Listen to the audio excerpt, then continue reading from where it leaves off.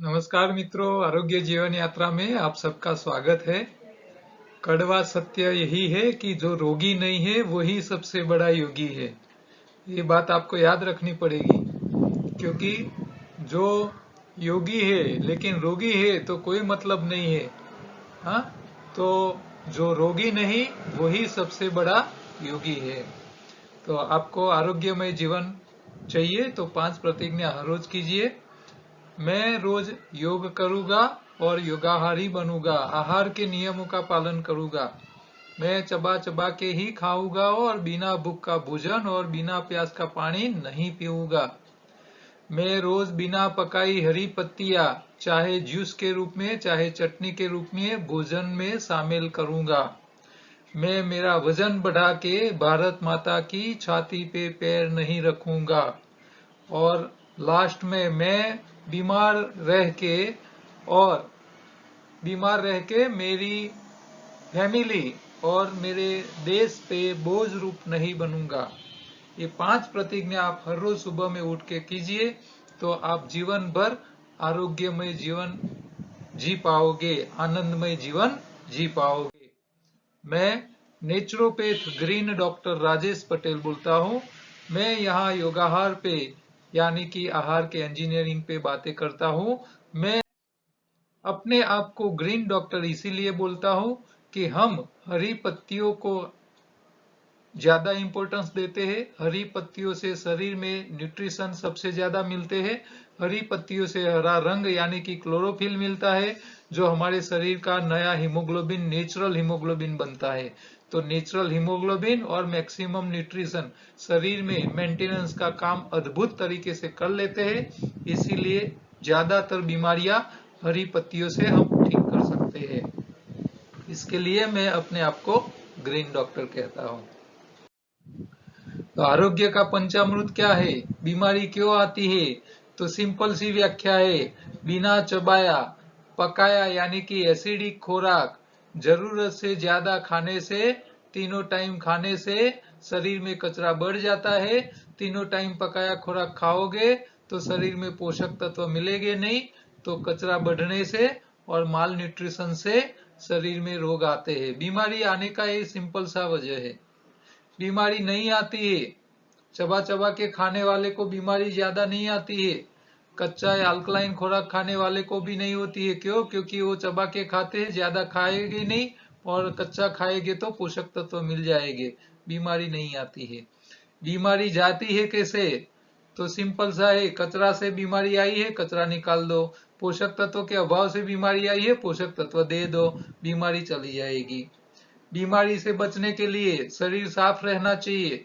या तो आप हफ्ते 15 दिन में उपवास किया करो निर्जला, या तो हर रोज एक टाइम उपवास करो। एनीमाले के आंतों की सफाई करते रहो, हरी पत्ती खाते रहो, चबा चबा के खाइए। सुबह में योगा एक्सरसाइज करो तो सुबह में नाश्ता करो, नहीं करते हो तो एक टाइम का उपवास करो। तो ये करने से बीमारी से बच जाओगे।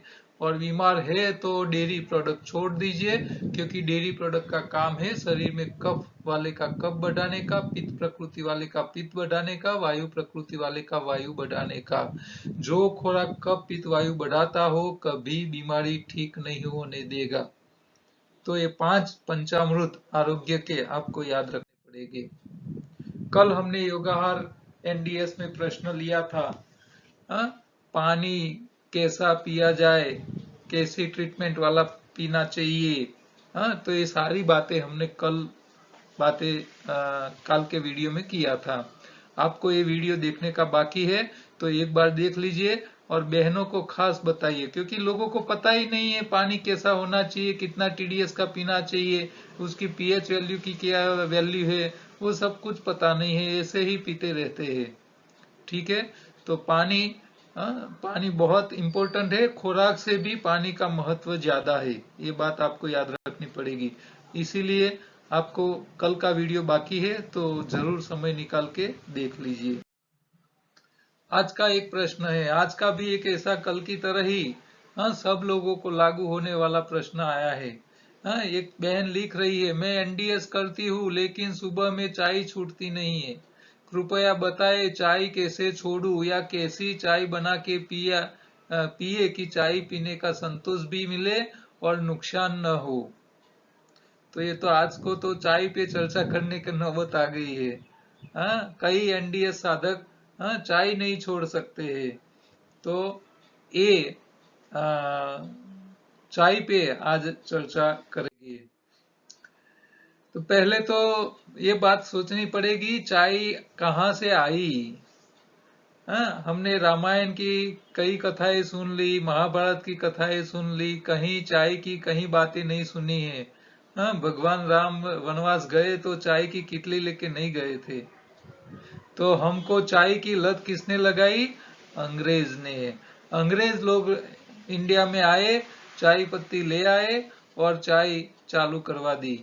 हाँ, आज हम पूरा देश अंग्रेजों से गुलामी में से बाहर आ गया है, स्वतंत्रता मिल गई है, लेकिन अंग्रेजों की चाय से गुलामी नहीं में से हम स्वतंत्र नहीं हो पाए हैं। घर घर सुबह में बिना चाय आंख नहीं खुलती है कई लोगों की। तो ये चाय के हम क्या हो गए? गुलाम हो गए हैं। तो चाय कितने प्रकार की होती है? तो ब्लैक टी होती है, ग्रीन टी होती है, हर्बल टी होती है, व्हाइट टी होती है, हाँ, उलोंग टी होती है। अलग अलग ना अलग अलग विस्तार के हिसाब से अलग अलग प्रकार की चाय पीने की लोगों की परंपरा है।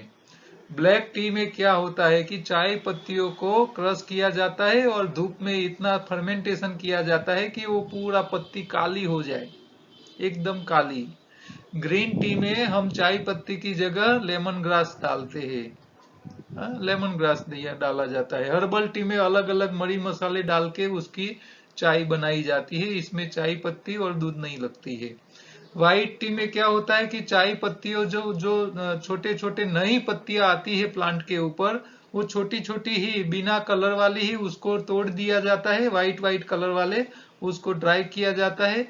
फिर उसके तो इसके व्हाइट चाय में टेनिन नाम का जो जहर होता है वो बहुत कैफीन बहुत कम होता है।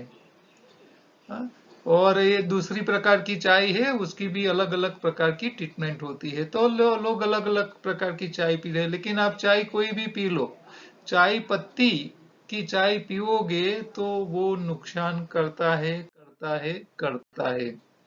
अंग्रेज लोग चाय कैसे बनाते हैं ये हमको देखना चाहिए। अंग्रेज लोग चाय हमको चाय का व्यसन करवा के दे दिया, लेकिन वो चाय कैसे बनाते थे और हम कैसी चाय बना के पी रहे हैं वो जरा देखना पड़ेगा, समझना जरूरी है। आपको पता ही नहीं है कि अंग्रेज लोग चाय कैसे पीते थे। अच्छा, अंग्रेज लोग चाय क्यों पीते थे और क्यों पी रहे हैं, उसके पीछे भी कारण है। अंग्रेज लोग तो बहुत होशियार है, पूरी दुनिया पे राज करते थे, तो वो ऐसे तो माइंड से होशियार ही है। वो चाय पीते होंगे तो इसके पीछे उनका कोई कारण होगा, बिना वजह वो कुछ नहीं करते। तो अंग्रेज लोगों को चाय इसीलिए पीना पड़ता है क्योंकि वो लोग रहते हैं ठंडे इलाके में, वहां साल में ज्यादातर दिन क्या होता है? बर्फबारी। अच्छा, पूरे दिन बर्फ रहता है, पूरा साल ठंडी ही रहती है, और बाहर ठंडी है और शरीर के अंदर गर्मी चाहिए। तो बाहर की ठंडी से बचने के लिए, शरीर को वार्म करने के लिए अकेला पानी गर्म कर करके पीते रहे पूरे दिन, तो वो इतना मजा नहीं आएगी। भगवान ने मनुष्य का अवतार क्यों दिया है? आनंद करने के लिए दिया है, मजा करने के लिए तो अवतार दिया है। और हमारे शास्त्र तो बोलते हैं 84 लाख योनि पूरी करके आपको मनुष्य बनाया है। हमारे हिंदू शास्त्रों में तो यही बातें बताई जाती है। अब मनुष्य का अवतार दिया है तो जो भी काम करना है इसमें आनंद तो आना ही चाहिए, मजा तो आनी चाहिए। बिना मजा आए तो जीवन का मतलब क्या है? तो अब वो लोग, अंग्रेज लोग, मनुष्य भी वो भी मनुष्य है हमारी तरह, उसको भी आनंद चाहिए। अब वहां बाहर ठंडी है, शरीर के अंदर गर्मी रखने के लिए गर्मी नहीं रखेंगे तो शरीर टिकेगा नहीं। तो शरीर में गर्मी रखने के लिए वो गरम गरम उबाला हुआ पानी पिएगे तो मजा क्या आएगी? तो उन लोगों ने एक तरीका ढूंढ लिया, क्या कि भी पानी गर्म भी हो और पीने में मजा भी आए। इसके लिए उन लोगों ने चाय ढूंढ ली। लेकिन चाय कैसी बनाते हैं? वो लोग चाय की पड़ी की बनाते हैं। हाँ, वो एक छोटी सी पड़ी की बनाते हैं और फिर पहले क्या करते हैं? पानी को उबाल लेते हैं। अच्छा, उबला हुए पानी के अंदर ये चाय पत्ती की जो पड़ी की है उसको अंदर 2-3 बार डिप करते हैं, डुबाते हैं। हाँ? और क्या होता है? जब ये चाय पत्ती का थोड़ा कलर ये पानी के अंदर आ जाता है तब तक उसको 4-5 बार डुबाते हैं, और चाय पत्ती की जो पड़ी की है वो बूम पाड़े कि भाई अब मुझे सहन नहीं हो रहा है, तब निकाल के फेंक देते हैं। तो इन लोगों का ये चाय बनाने का तरीका है। ये लोग इसके अंदर नहीं शक्कर डालते हैं, नहीं दूध डालते हैं, सिर्फ ये चाय पत्ती का ही वो डिप टी करा के बना के पीते हैं, और उसको कभी उबालते नहीं है। पत्ती और चाय पत्ती को कभी उबालते नहीं है। ऐसा सिर्फ उसमें चाय का स्मेल और चाय का कलर सिर्फ आ जाए, जहर नहीं आ जाए, वो ध्यान रखते हैं, फिर ऐसी चाय ये लोग पीते हैं। तो अंग्रेज चाय ले आए, लेकिन चाय बनाने का तरीका जो था उनका वो हमने नहीं सीखा। चाय पकड़ ली, उसको व्यसन बना लिया, लेकिन चाय बना के पीने का तरीका नहीं देखा हमने। तो हम लोग क्या करते हैं, गुजराती चाय तो कैसी होती है, इसमें चाय पत्ती डाली जाती है, शक्कर डाला जाता है, दूध डाला जाता है, उसको उबाला जाता है, फिर उसको सुबह सुबह में भाखरी के साथ खाया जाता है। तो ये सारे गुजराती के घर के अंदर ये सुबह का मॉर्निंग का नाश्ता कॉमन पब्लिक के वहां यही है, इसके अलावा कुछ नहीं है। बहुत फैशन वाले हैं, वो लोग ब्रेड ले लेते हैं, और कोई लोग खारी, गुजराती में खारी बोलती है, सूखी हुई पड़ की बनाई हुई, हाँ, ऐसे दबाओ तो दब जाए, ऐसी सूखी ब्रेड जैसा होता है, खारी बोलते हैं उसको, वो खाते हैं।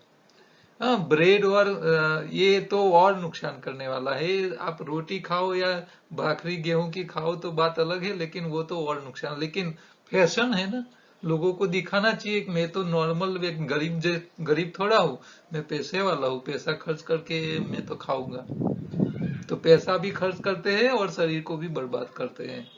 तो ये गुजराती चाय, हाँ, हाँ, गुजराती गुजराती ने तो चाय पे चर्चा करके क्या किया, हाँ, देश को काबू में कर लिया, पूरे देश के ऊपर शासन करने बैठ गए। तो नरेंद्र मोदी ने चाय पे चर्चा की और लोगों को चाय पीने के लिए बुलाया, और चर्चा करते करते प्रधानमंत्री बन गए। तो गुजराती चाय जो हम हमारे यहाँ जो चाय बना, कैसे चाय बनाते हैं, दूसरे इलाके में कैसे चाय बनती है पता नहीं है, लेकिन गुजरात में जो चाय बनाने की तरीका है उसके अंदर ये जो सिस्टम है वो सिस्टम क्या नुकसान करती है वो जरा हमको देख लेना चाहिए। तो क्या इसमें क्या होता है, देखो, गुजराती लोग जब चाय बनाते हैं, अंग्रेज लोग की चाय की पद्धति वो लोग एडॉप्ट नहीं करते, लेकिन हम क्या करते हैं, पहले चाय पत्ती डालते हैं, उसको ज्यादा उबालते हैं, एकदम काला काढ़ा बन जाए तब तक, फिर इसके अंदर शक्कर डालते हैं, फिर इसके अंदर दूध डालते हैं, फिर उसको 2-3 बार उबाला जाता है, उबाल आ जाता है, फिर उसको पिया जाता है। तो काली जैसी काला एकदम डार्क चाय बना के, उबाल उबाल के डार्क चाय बना के पीते हैं।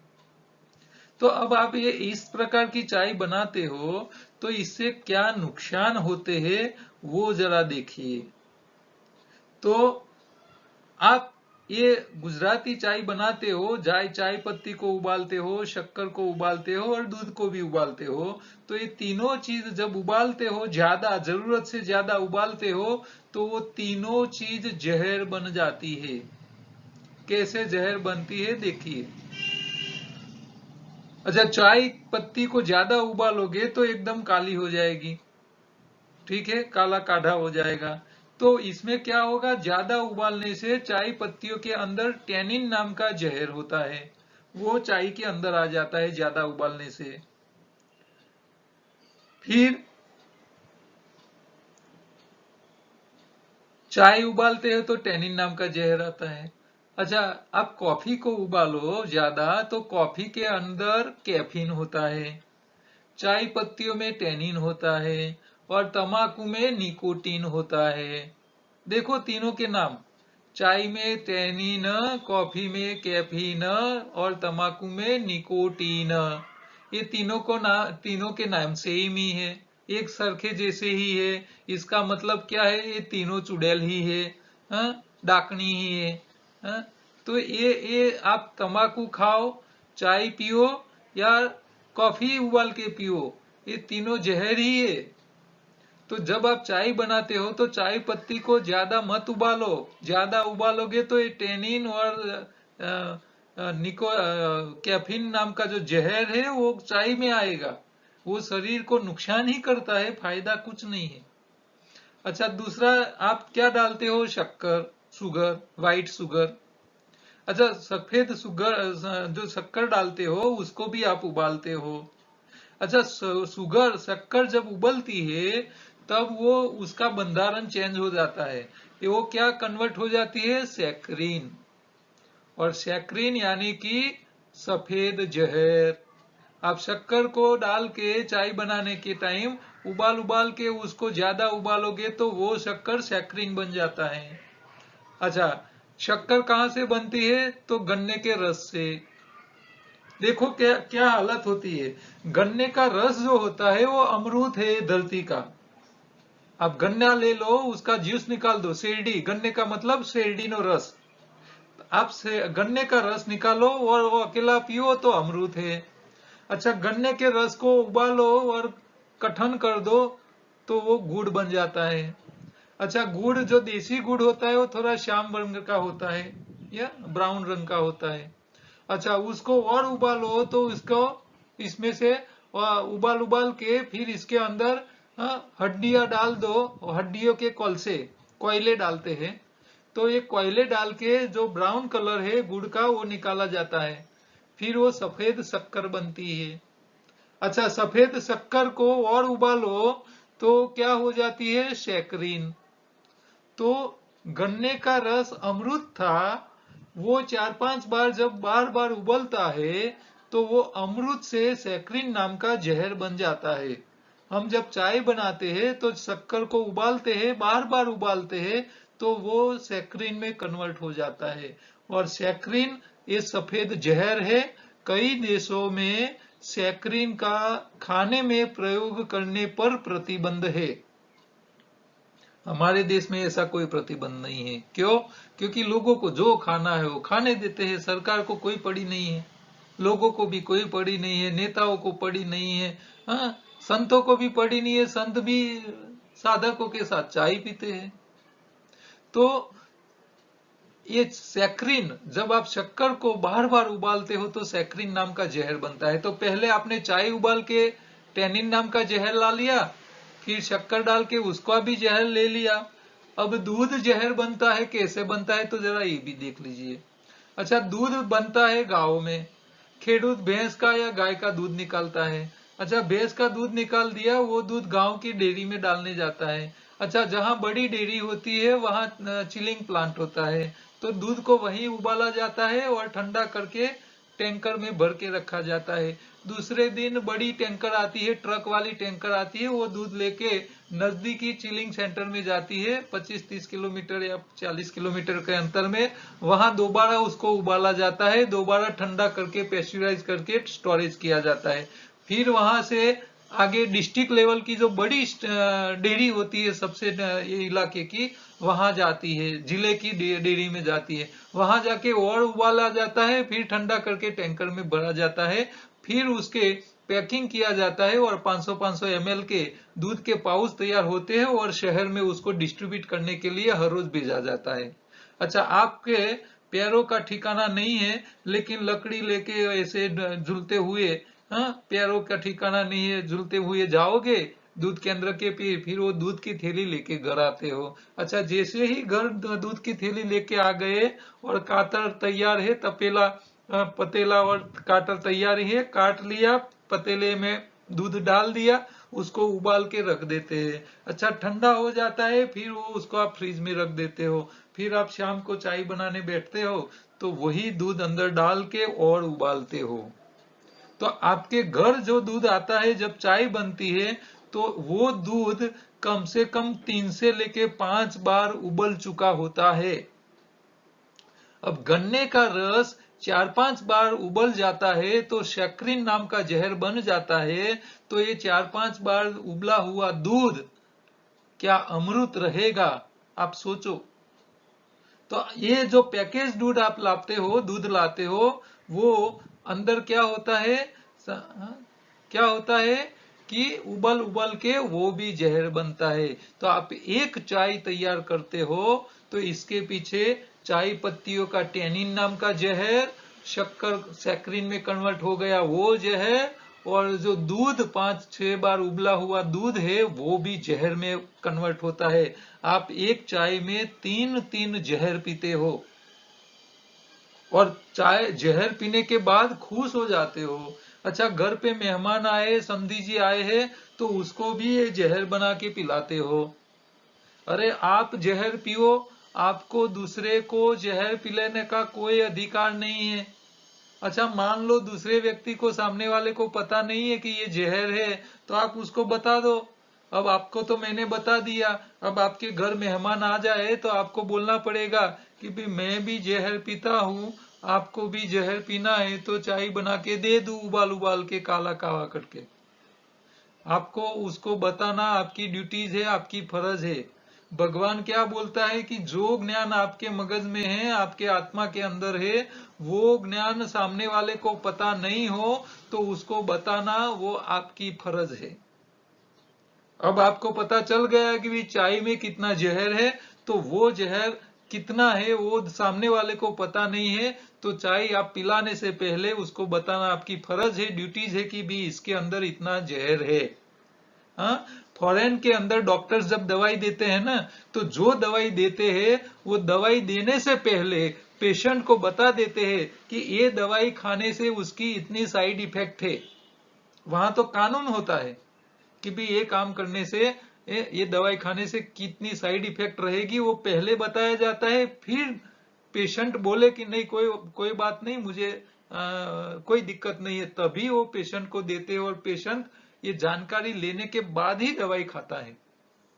तो हम जब हमारे मेहमान को चाय पिलाते हैं तो हमको ये ये कितना जहर वाला है वो बताना हमारी पहली फर्ज है। हाँ, आपको आपकी ड्यूटी कर लेनी है, सामने वाले को बता दो। वो सामने वाला सुनने के बाद भी बोले कोई बात नहीं, मुझे तो जहर दे दो, मुझे अच्छा लगेगा, तो उसको बना के पिला दो। 1 कप की जगह 3-3 कप दे दीजिए, कोई बात नहीं, इसमें आपको पाप नहीं लगेगा। लेकिन आप उनको बताए बिना चाय पिलाओगे ना, क्योंकि आपको अब पता चल गया है और आप अब नहीं बताओगे तो आपको पाप लगेगा। पाप पुण्य की व्याख्या यही है। जो चीज आपको पता हो और सामने वाले को पता नहीं हो और आप उसको बिना बताए उसको दे दो, तो ये पाप है। धर्म यही कहता है, शास्त्र यही कहते हैं। ठीक है, तो हम गुजराती लोगों की चाय इतनी जहर वाली होती है। अब चाय पे अलग अलग डॉक्टरों ने संशोधन किया। उन लोगों ने क्या क्या स्टेटमेंट दिए हैं जरा एक ये भी देख लेते हैं। अलग अलग डॉक्टर्स ने, दुनिया में चाय पे बहुत रिसर्च हो चुका है। आपको ऑनलाइन आप ढूंढोगे ना तो ये सारी रिसर्च मिल जाएगी। मेरी योगाहार बुक के अंदर ही भी ये सारा लिखा हुआ है। तो डॉक्टर हेग जो एमडी डॉक्टर है, उन्होंने लिखा है चाय भोजन में पहला विष है। आप जितना भोजन खा रहे हो इसमें सबसे ज्यादा कोई विष वाली चीज है तो वो है चाय, नंबर 1 पे आती है। हाँ, कोल्ड ड्रिंक को भी साइड में रख दिया उन्होंने, तो चाय को पहले नंबर दे दिया कि वो भोजन में सबसे पहले नंबर का विष है।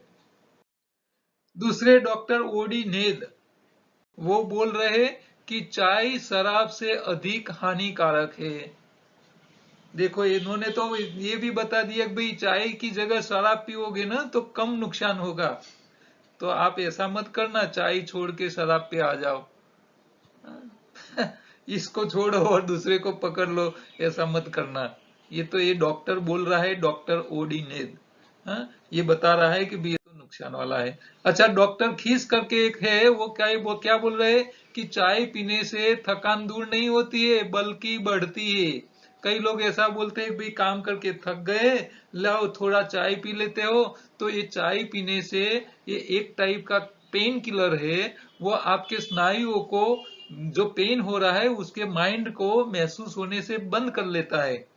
फिर आप क्या सोचते हो, अरे थकान चली गई, और आप काम करने लग जाते हैं, तो उससे क्या होता है, आपकी स्नायु जो पहले से थकी हुई थी वो और नुकसान होने लगता है। फिर आपको क्या होगा, बुढ़ापा जल्दी आ जाएगा, बुढ़ापा जल्दी आ जाएगा। तो ये डॉक्टर खीस। अच्छा, डॉक्टर एडमंड क्या बोलते हैं, हाँ, अनिद्रा का कारण बनता है चाय। स्मृति में कमी हो जाती है, मूत्राशय में मूत्र प्रतिधारण हो जाता है, यानी कि आपको मूत्र कंट्रोल करने की जो प्रोसेस होती है उसमें नुकसान हो जाता है। स्मृति कम हो जाती है, मेमोरी लॉस हो जाती है ज्यादा चाय पीने से। डॉक्टर JW मार्टिन वो बोल रहे चाय पीने से आंखों के नीचे काले धब्बे ज्यादा हो जाते हैं। जिन बहनों को आंखों के आसपास काले धब्बे हैं ना, वो लोग ज्यादा चाय पीने वाले हैं। तो ये उनका रिसर्च बोलता है। और मानसिक तनाव रहता है, ये डॉक्टर का रिसर्च कहता है। प्रोफेसर मेंडल, ये भी रिसर्च है, साइंटिस्ट है, वो क्या बोल रहे हैं, चाय पीने के बाद पेशाब में यूरिक एसिड 2 गुना हो जाता है। तो जो लोगों को यूरिक एसिड की समस्या है वो लोग पहले तो चाय छोड़ दे, उनको का तुरंत राहत हो जाएगी। डॉक्टर हंस केसर बोलते हैं घाव जल्दी नहीं बढ़ते हैं। चाय हर रोज पीने वाले को जब कोई घाव लग जाता है तो वो जल्दी नहीं बढ़ते हैं चाय पीने की आदत से। डॉक्टर कटिके बॉस बोलते हैं चाय पीने से पेट खराब हो जाता है, आपकी डाइजेशन सिस्टम खराब हो जाती है। डॉक्टर लीला क्लिंगेस्ट बोलते हैं कि बच्चों के लिए चाय पीना शराब से अधिक हानिकारक है, बच्चों को तो चाय पिलानी ही नहीं चाहिए। जो छोटे छोटे बच्चे हम माँ का दूध बंद कराते हो और चाय पिलाने लग जाते हैं, तो आप व्यसन ही बना रहे हो। महात्मा नारायण स्वामी क्या बोलते हैं, चाय वीर्य को पतला करती है, आपको पुरुष तत्व खत्म कर लेती है, बच्चा पैदा करने की क्षमता ही खत्म हो जाती है धीरे धीरे। फिर आपको क्या करना पड़ता है, टेस्ट ट्यूब बेबी बनानी पड़ती है। अब टेस्ट ट्यूब बेबी जैसी ही पैदा होगी, वो आपकी क्या सेवा करेगा भविष्य में। आप जब बूढ़े हो जाओगे ना तो आपका टेस्ट ट्यूब बेबी या बेबी कुछ नहीं कर पाएगा। महात्मा गांधी भी एक अपना स्टेटमेंट देके गए हैं चाय पे। चाय ने हमारे हजारों पुरुषों और महिलाओं की भूख को उड़ा दिया है, ये महात्मा गांधी का स्टेटमेंट है। भूख ही चली जाती है, क्या खाओगे। तो ये चाय के ऊपर इतने डॉक्टर गीसमैन बोल रहे बीमारी, चिंता, भय, दिल का दौरा, मस्तिष्क के रोग, सब रोग आ गए हैं। तो ये सब रोग आ गए हैं ये चाय के हिसाब से। तो इतनी सारी नुकसान वाली चाय पी के क्या फायदा। छोड़ो, आपने चाय को पकड़ के रखा है या चाय ने आपको पकड़ के रखा है, किसने किसको पकड़ा है तय कर लो। अब आपने चाय को पकड़ के रखा है तो छोड़ दीजिए, अब चाय तो आपको पकड़ के रखेगी नहीं, ठीक है।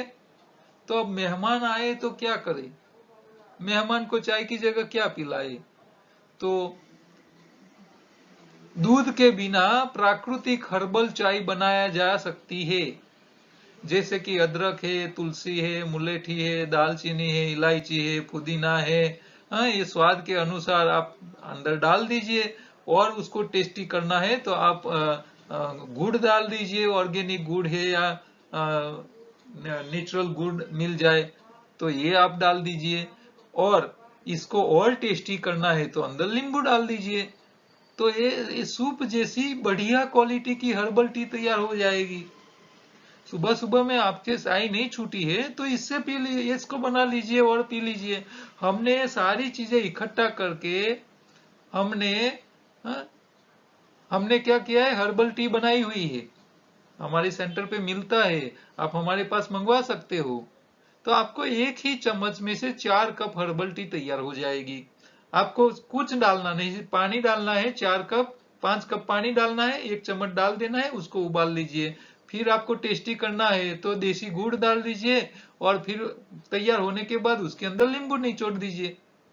टेस्टी उबाल के टेस्टी चाय हो जाएगी। अब ये बारिश की मौसम चल रही है, ठंडी की मौसम आएगी बारिश के बाद, तो इसके अंदर आपको ये चाय कोई नुकसान नहीं करेगी। वो चाय पत्ती और दूध वाली चाय पियो, इससे तो अच्छा है कि यही चाय पी लो। तो ये बहुत टेस्टी चाय है और जिन लोगों ने पिया है, और बच्चे भी होश से होश पीते हैं इसको। आपको ये चाय के साथ आप नाश्ता भी कर सकते हो, ऐसा नहीं है कि नहीं कर सकते हैं।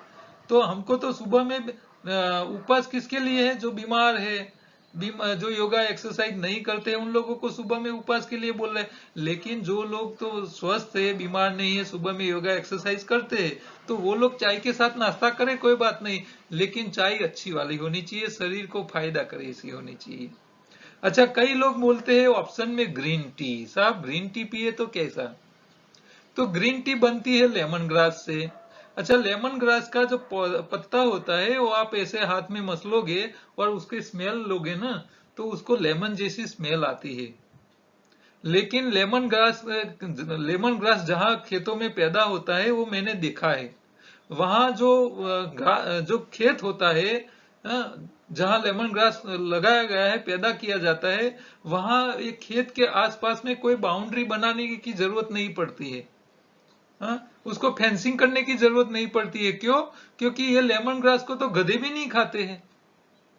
अब चाय पत्ती को भी गधे नहीं खाते हैं, लेमन ग्रास को भी गधे नहीं खाते हैं। अब जिसको गधे भी नहीं खाते हो, वो हम क्यों खाए? सिर्फ सुगंधी के लिए? नहीं, नहीं खानी चाहिए। आपको सुगंधी चाहिए तो यहाँ पुदीना है, तुलसी है, अदरक है, ये कितनी हमारे पास मरी मसाले वाली सुगंधियां है, तो उसका प्रयोग करो। ये लेमन ग्रास क्यों? तो उसका हम तो इसका फायदा क्या है? कुछ नहीं है।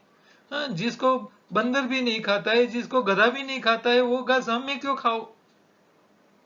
तो एक छोटी सी लॉजिक चलाओ कि भी जिसको दूसरे शाकाहारी प्राणी नहीं खा रहे, वनस्पति आहारी प्राणी नहीं खा रहे, तो मैं क्यों खाऊं? हाँ, एक खास सिंपल सी लॉजिक है। तो आपको ऐसी हर्बल टी बना के पीने में कोई दिक्कत नहीं है। आपको दूध नहीं डालना है, चाय पत्ती नहीं डालनी है, टेस्टी बनाइए और बच्चों को भी खिलाइए, और शुरू से बच्चों को यही पिलाने की आदत डाल दीजिए। हाँ, बड़े होके ये व्यसन में जाएगी ही नहीं। ठीक है, तो आज चाय के ऊपर इतनी सारी बातें मैंने बताई है। हाँ, जिन लोगों को लगेगा कि भाई आपकी बातें सही है, तो वो लोग कल से, आज से ही चाय छोड़ देंगे। हाँ, अच्छी वाली हर्बल टी पिएंगे।